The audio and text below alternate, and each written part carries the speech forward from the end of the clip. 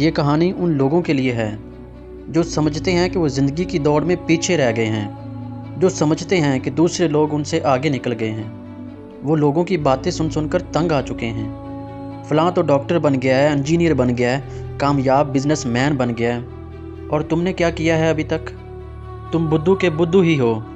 تم بھی کچھ کرو بھائی، کچھ کر کے دکھاؤ۔ وہ مایوس ہو جاتے ہیں، پریشان ہو جاتے ہیں، اپنے آپ کو دوسروں سے کمپیئر کر کے خود کو کوستے رہتے ہیں، ڈی موٹیویٹ ہو جاتے ہیں۔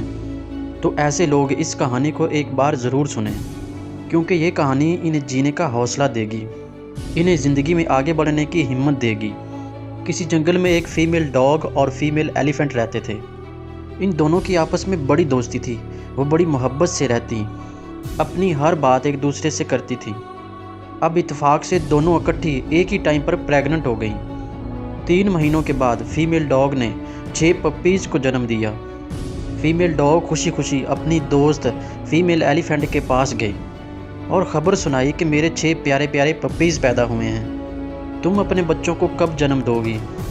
فیمیل ایلیفنٹ اس کی بات سن کر خاموش رہی، اس نے کوئی جواب نہ دیا۔ ابھی 6 مہینے ہی گزرے تھے کہ فیمیل ڈاگ پھر پریگننٹ ہو گئی۔ 3 مہینے اور گزرنے کے بعد اس نے 6 اور پپیز کو جنم دیا۔ اب ٹوٹل 9 مہینے گزر چکے تھے اور فیمیل ڈاگ کے 12 بچے ہو چکے تھے۔ وہ فیمیل ایلیفنٹ کے پاس آئی، دیکھو میں نے 6 اور پپیز کو جنم دیا ہے، اب میرے 12 بچے ہو چکے ہیں، تم اپنے بچے کو کب جنم دو گی؟ فیمیل ایلیفنٹ نے اس کی بات کا کوئی جواب نہ دیا، وہ خاموش رہی۔ کچھ ہی مہینوں بعد فیمیل ڈاگ پھر سے پریگننٹ ہو گئی۔ جب وہ چوتھی بار پریگننٹ ہوئی تو پھر وہ اپنی دوست فیمیل ایلیفنٹ کے پاس آئی۔ اب کی بار وہ تھوڑا پریشان تھی۔ اس نے فیمیل ایلیفنٹ کو اپنے پپیز کے بارے بتایا اور سوال کیا کہ کیا تمہیں یقین ہے کہ تم پریگننٹ ہو؟ ہم دونوں تو اکٹھے ہی پریگننٹ ہوئی تھی، میں تو 3 بار بچوں کو جنم دے چکی ہوں، میرے تو 1 درجن سے زائد بچے ہیں جو اب کافی بڑے ہو چکے ہیں، اور تم نے ابھی تک ایک بچے کو بھی جنم نہیں دیا، تم ابھی تک پریگننٹ ہی ہو۔ میری تو سمجھ میں نہیں آ رہا کہ آخر معاملہ کیا ہے۔ اس دفعہ فیمیل ایلیفنٹ نے خاموشی توڑ دی۔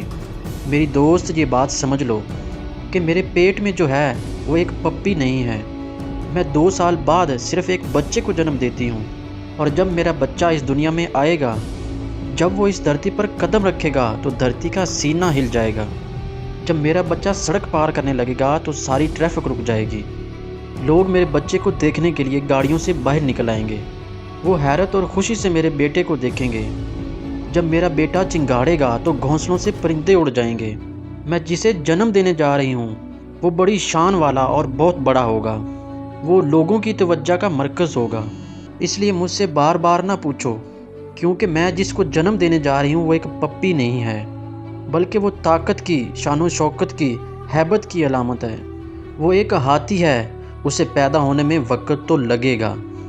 دوستو، اسی طرح زندگی میں بھی ہر چیز کا ایک وقت ہوتا ہے، ہر پھول اپنے وقت پر ہی کھلتا ہے، ہر ستارہ اپنے وقت پر ہی چمکتا ہے، کامیابی اور ناکامی کا ایک وقت ہوتا ہے، اس لیے اپنے آپ کو کبھی کسی سے کمپیئر نہ کریں، اور جب آپ دوسروں کو کامیاب ہوتے دیکھیں تو کبھی بھی ہمت نہ ہاریں، مایوس نہ ہوں، کوشش کرنا نہ چھوڑیں، ہمیشہ یقین رکھیں کہ آپ کا وقت بھی آنے ہی والا ہے اور ضرور آئے گا۔ ہمیشہ یاد رکھیں کہ کامیابی جتنی دیر سے ملتی ہے، کامیابی حاصل کرنے میں جتنی زیادہ کوشش کرنی پڑتی ہے، کامیابی اتنی ہی بڑی اور پائیدار ہوتی ہے۔ بالکل ایسے ہی جیسے پپیز کو تو پیدا ہونے میں صرف 3 مہینے لگتے ہیں، جبکہ ہاتھی کی پیدائش میں وقت لگتا ہے۔ اس لیے اگر آپ کو ابھی تک اپنی منزل نہیں ملی تو نا امید نہ ہوں، ہمت نہ ہاریں، اپنے خوابوں پر اپنی نظریں جمائے رکھیں، چاہے کتنی بھی مشکلیں آ جائیں، کوشش کرنا کبھی نہ چھوڑیں، صبر اور مستقل مزاجی سے اپنے خوابوں کا پیچھا کرتے رہیں، اور اپنے آپ سے یہ کہتے رہیں کہ میرا وقت بھی آنے ہی والا ہے، اور جب میرا وقت آئے گا تو دنیا دیکھے گی، کیونکہ بڑی کامیابی کو حاصل کرنے میں وقت تو لگتا ہے۔